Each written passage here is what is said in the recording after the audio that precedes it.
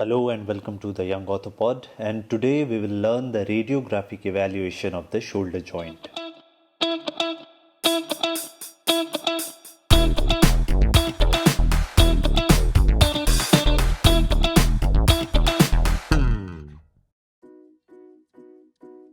Plain X-ray is one of the first and basic modality to evaluate the shoulder joint.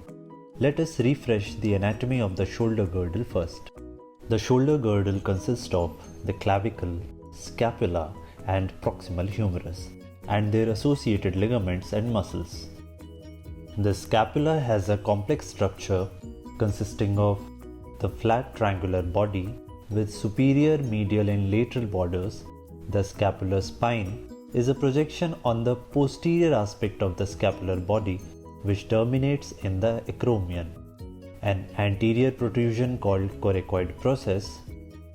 The glenoid is a shallow saucer-shaped projection from the lateral aspect of the scapula which articulates with the humeral head.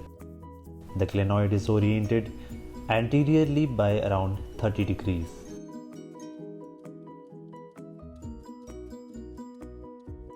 The proximal humerus comprises of four major parts: the anatomical head, greater tuberosity, lesser tuberosity, and the shaft. The anatomical head and the tuberosities make up the surgical head of the humerus. The surgical neck of the humerus lies at the junction of surgical head and the shaft. The clavicle is a S-shaped bone that articulates with the acromion of the scapula laterally to form the acromioclavicular joint. Because of the complex osteology of this region, no single radiographic projection shows either the true shape or the true position of any of the bones of the shoulder girdle. A shoulder radiograph series may be needed for evaluation of arthritis, trauma, instability, or impingement. For the antero-posterior view of the shoulder, the beam is oriented in the sagittal plane. This shows the clavicle, acromion, and a good view of the acromioclavicular joint. The proximal humerus is also visible well. However, since the glenohumeral joint is normally anatomically tilted around 30 degrees anteriorly, this projection results in overlap of glenoid and humeral head. AP view can be taken either in external or in the internal rotation of the arm. In external arm rotation, the greater tubercle is in profile laterally and the lesser tubercle is superimposed on the humeral head. In the internal arm rotation, the lesser tubercle is in profile medially and the greater tubercle is superimposed on the humeral head. The AP view allows good evaluation of fracture or dislocation and can also demonstrate abnormalities in the settings of chronic shoulder pain, including calcific tendinitis or bursitis and acromioclavicular joint arthritis.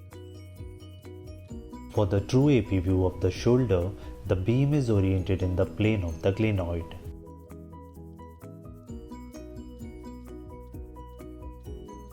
This view allows better assessment of the integrity of glenoid and congruity of the glenohumeral joint. The anterior and posterior rims of the glenoid cavity are superimposed. Lateral aspect of the coracoid process slightly superimposes the humeral head. Correct amount of caudal angling is evidenced by a clear view of the subacromion space. The true AP view demonstrates the integrity of glenohumeral joint and shows fractures. For the axillary view, the patient has to be able to abduct the arm to about 45 degrees, which may be difficult after an acute injury. In such a situation, the modified axial view can be done. For the modified axial view, the patient with his arm in a sling leans back 30 degrees over the cassette, while the beam is directed from above. The axillary view is a top-down view through the shoulder and gives a clear image of humeral head and the glenoid and their antero-posterior relationship.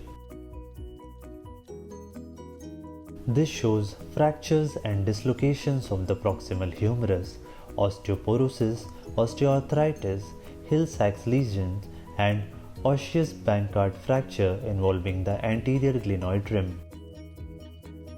The scapular Y view is a direct lateral view of the shoulder useful to evaluate the relationship of humeral head with glenoid.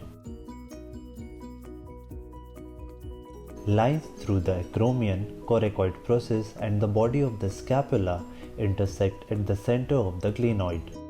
The humeral head is centered on this intersection point. This view is useful for delineating the fractures of coracoid process, scapula, acromion process and the proximal humeral shaft. The scapular Y view is also used to evaluate the contour of the undersurface of the acromion process when classifying the acromion. To every trauma radiograph that you see, you must always apply the ABCS approach.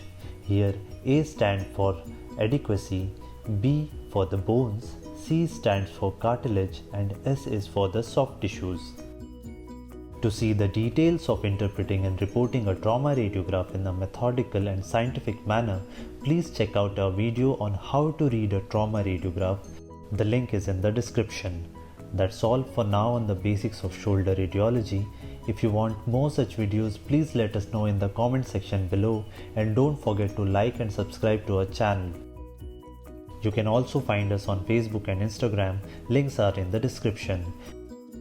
We will be back with another video in orthopedics. See you soon.